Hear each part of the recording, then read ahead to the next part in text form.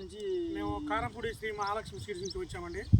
ఇది కల్లెపల్లి గ్రామం, తెలంగాణ రాష్ట్రం, నల్గొండ జిల్లా, దావడచల్ల మండలం. ఇక్కడ విత్తనాలు ఆల్రెడీ ఇచ్చాము. ప్రతి ఒక్క రైతును కలిసి మీరు పోశాక ఎలా ఉంది, మొలక శాతం ఎలా ఉంది, మొలక ఎలా ఉంది, ఎలా పోశారు, ఎలా మందులు, ఏమేమి మందులు కొట్టాలి, నారు ఎలా పెంచాలి అనేది ప్రతి ఒక్క రైతుని కలిసి రైతుకి ఏ విధంగా ఎలా చేయాలనేది దానికి ప్రతి సూచన ఇచ్చాము. కానీ ప్రతి ఒక్క రైతుకి ఇచ్చిన విత్తనాలు మొలక శాతం అనేది బాగానే ఉన్నదని రైతులు మనకి చెప్పారు. కానీ దాన్ని బట్టి ఏంటంటే మనం ఏ ఊరు ఇచ్చినా, ఏ రైతుకి ఇచ్చినా శ్రీ మహాలక్ష్మి సీడ్స్ కొట్టు కింద ప్రతి ఒక్క రైతులు కలిసి విత్తనాలు ఎలా ఉన్నాయి, ఎలా ఉంది మొలక శాతం అనేది ప్రతి ఒక్క రైతు కాడికి పోయి మేము రైతులు కలిసి వాళ్ళకి చెప్పే సూచన మేము విని వాళ్ళ సూచనలు మేము చెబుతుంటాము.